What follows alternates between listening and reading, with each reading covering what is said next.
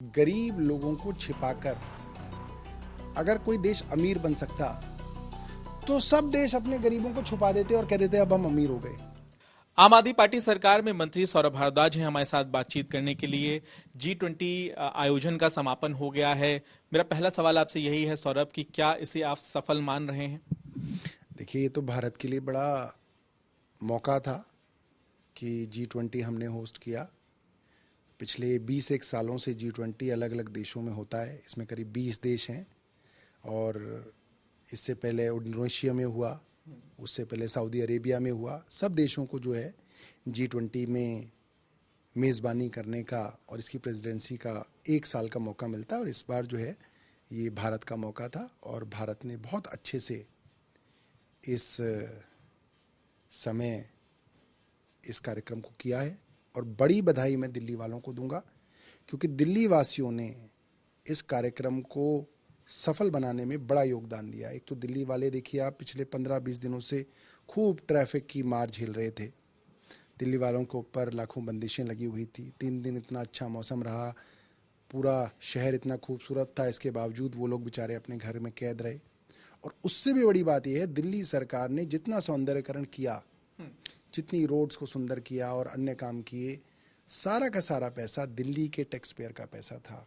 इसमें कोई पैसा जो है केंद्र सरकार नहीं था। तो दिल्ली वालों को तो डबल बधाई कि उनके टैक्स के पैसे से जो सौंदर्यकरण हुआ उसको देखने वो भी नहीं निकले। उन्होंने कहा नहीं, चलिए विदेशी मेहमान निकल रहे हैं, 3 दिन हम अपने घर रहेंगे। तो डबल बधाई दिल्ली वालों को। इस आयोजन को क्योंकि आप सफल बता रहे हैं तो क्या केंद्र की मोदी सरकार की पीठ भी आप थपथपा रहे हैं कि सफल आयोजन भारत सरकार की तरफ से हुआ? देखिए, ये तो सबका साथ है। जब हम ये कहते हैं कि वासुदेव कुटुंबकम, सारी दुनिया ही हमारा परिवार है, तो ये देश भी पूरा का पूरा परिवार है। इसमें सब राज्य, क्योंकि अलग अलग राज्यों के अंदर G20 के जो है छोटे छोटे कार्यक्रम पिछले 6 महीने से चल रहे थे।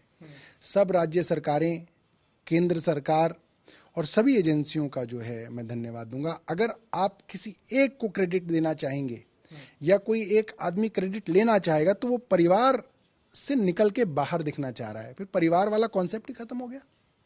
आपने राज्यों की बात की। इन्हीं राज्यों के मुख्यमंत्रियों को G20 डिनर के लिए बुलाया गया था, लेकिन कांग्रेस ने अब सवाल खड़े किए हैं। ममता बनर्जी जिस तरह से पहुंची थी, कई राज्यों के मुख्यमंत्री पहुंचे थे और उनका यह कहना है कि इससे जो इंडिया गठबंधन है वो कहीं ना कहीं कमजोर होता है, मुख्यमंत्री को नहीं जाना चाहिए था। देखिए, वो उनकी समझ हो सकती है, मगर मुझे मालूम है कि कांग्रेस के हिमाचल प्रदेश के मुख्यमंत्री सुखू जी उसमें मौजूद थे और ये उत्सव तो पूरे भारत का उत्सव है, इसमें जाना चाहिए। एक ऐतराज़ कांग्रेस का सही है जिससे मैं सहमत हूँ कि जब आप पूरी दुनिया को परिवार मानते हैं, आप कहते हैं कि अफ्रीकन यूनियन भी हमारा परिवार है, तो आप इतनी दूर अफ्रीका में तो आपने परिवार ढूंढ लिया। अपने पार्लियामेंट में लीडर ऑफ अपोजिशन जो मल्लिकार्जुन खड़गे हैं, उनको आपने परिवार का हिस्सा नहीं माना। ये दुर्भाग्यपूर्ण है और ज़्यादा दुर्भाग्य इस बात का है क्योंकि वो एक दलित हैं।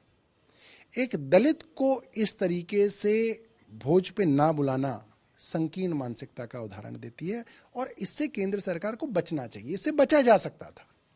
आयोजन व्यवस्थाओं में आपको कोई कमी नजर आई? नहीं, आयोजन अच्छा था, बहुत अच्छा था। मुझे लगता है कि सब लोगों ने बड़ी मेहनत की और बड़ा काम किया। एक जो हमारी मेन बिल्डिंग है प्रगति मैदान के अंदर, जिसे बताया जाता है भारत मंडपम, 3200 करोड़ रुपए खर्च किए और उसके अंदर अगर पानी भर जाए तो बड़े सवाल खड़े होते हैं कि आपने कुछ बेसिक इंजीनियरिंग प्रैक्टिसेस का ख्याल नहीं रखा। दिल्ली में 1 महीने पहले तक बरसात का मौसम था, तो आपको मालूम था कहाँ पानी भरता है, कहाँ पानी नहीं भरता। वहाँ पे विदेशियों के सामने इतने बड़े आयोजन में पानी भरना जो है, इससे बचा जा सकता था। कोई बहुत ज़्यादा बारिश नहीं हुई है, छोटी मोटी बारिश हुई है दिल्ली के अंदर 2 दिनों के अंदर। तो इसकी जवाबदेही भी तय होनी चाहिए कि कौन अफसर थे इसके जिम्मेदार, कौन कॉन्ट्रैक्टर था जिसने जो है इतने करोड़ों की बिल्डिंगों के अंदर ये खामियां छोड़ दी। इसकी जवाबदेही तय होनी चाहिए। सड़कों किनारे हमने देखा जो झुग्गी झोपड़ियां हैं वहां पे टेंट लगा दिए गए थे ताकि झोपड़ियां ना दिखें। इसे लेकर भी काफी ज्यादा सवाल खड़े हो रहे हैं। इसे आप कैसे देख रहे हैं ताकि जो बाहर से लोग आए हैं वो देख ना सके इन झुग्गी झोपड़ियों को? टेंट लगा दिए गए थे, पोस्टर लगा दिए गए थे। देखिए, दिल्ली की चुनी हुई सरकार की तरफ से ऐसे कोई आदेश नहीं थे। एलजी साहब के आदेश हो सकते हैं, केंद्र सरकार के आदेश हो सकते हैं। इसकी जांच होनी चाहिए।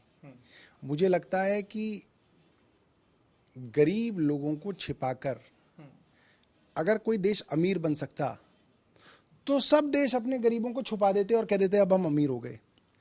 आपको गरीबों को छुपाना नहीं है, आपको गरीबों को अमीर बनाना है, गरीबों के बच्चों को पढ़ाना है, लिखाना है, ताकि ये जो छुपाने की नौबत ही ना आए। और जब तक वो गरीब हैं उनको छुपाने की जरूरत नहीं है। देखिए, वो गरीब आदमी भी उतना ही टैक्स देता है, जितना वो खरीदता है उस पर वो भी जीएसटी देता है, उतना ही % जीएसटी देता है जितना कोई अमीर आदमी देता है।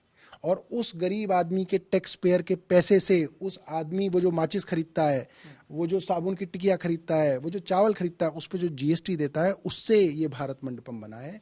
इस बात को केंद्र सरकार को याद रखना चाहिए। मेरा सवाल एक ये भी है कि क्या इस पूरे आयोजन के दौरान जो घोषणाएं हुई, जो मुद्दों पर चर्चा हुई, ऐसा कोई मुद्दा आपको नजर आया जिस पर चर्चा होनी चाहिए थी देश और दुनिया के लिहाज से अगर हम बात करें तो? देखिए, अब ये तो डिप्लोमेटिक चीज़ें होती हैं, इसके अंदर हम बहुत ज़्यादा दखल नहीं दे सकते। मगर एक बात जो विदेशी मीडिया ने उठाई वो ये उठाई कि जो बाइडन जब जब कोई द्विपक्षीय वार्ता करते हैं, जैसे जो बाइडन और मोदी साहब की वार्ता हुई, उसके बाद वो प्रेस वार्ता करते हैं, मगर उनको इस बार प्रेस वार्ता की इजाज़त नहीं दी गई। और उनको पहला मौका जब वियतनाम में मिला तो उन्होंने जो बात कही वो बात पहले हमने नहीं सुनी। उन्होंने कहा कि उन्होंने मोदी जी को कहा कि आपको human rights, freedom of press, free press और सिविल सोसाइटी के विषय में जरूर ध्यान देना चाहिए। ये बात एक विदेशी राष्ट्रपति द्वारा कहे जाना जो है ये चिंता का विषय है और इसके लिए आत्मचिंतन होना चाहिए। अगर चुनावी मुद्दा बनता है G20 का आयोजन, क्योंकि जाहिर है बीजेपी तो सीधा तौर पर पीठ थपथपा रही है, प्रधानमंत्री नरेंद्र मोदी की तारीफ भी कर रही है, क्या रणनीति रहेगी विपक्षी गठबंधन इंडिया की? देखिए, चुनावी मुद्दा तो आप बना सकते हैं, मगर चुनावी मुद्दा तब बनता है जब जनता उस मुद्दे को मानेगी। आपको दिल्ली के गरीब आदमी को ये बताना पड़ेगा कि इस G20 से उसकी जेब में कितना पैसा आएगा, उसके बेटे की पढ़ाई में क्या फर्क पड़ेगा। आपको दूर दराज रहने वाले आदमी को बताना पड़ेगा कि ये जो भारत मंडपम के अंदर भोज हुआ उससे उसकी थाली के अंदर क्या दाल बढ़ेगी, चावल बढ़ेगा। आप ये तो जरूर कह सकते हैं कि वहां पे हमने चांदी की थाली के अंदर जो है मिलेट्स परोसे, मगर उसको बताना पड़ेगा कि उसकी जो वो स्टील की थाली है, जो प्लास्टिक की थाली है, उसके अंदर उस सोने और चांदी की थाली से क्या असर पड़ेगा। अगर असर पड़ेगा, अच्छा असर पड़ेगा, तो बिल्कुल ये मुद्दा बनेगा। और अगर उसकी थाली का और उस चांदी की थाली का कोई लेना देना नहीं है तो कोई असर नहीं पड़ेगा। बहुत बहुत धन्यवाद सौरभ, हमारे साथ बातचीत करने के लिए। जाहिर है कि विपक्ष के जहन में कई सवाल हैं G20 आयोजन के बाद जो सीधे तौर पर बीजेपी सरकार से पूछे जा रहे हैं, लेकिन साथ ही साथ आम आदमी पार्टी सरकार दिल्ली वालों को भी सफल आयोजन के लिए बधाई दे रही है। कैमरामैन नासिर खान के साथ पंकज जैन, दिल्ली।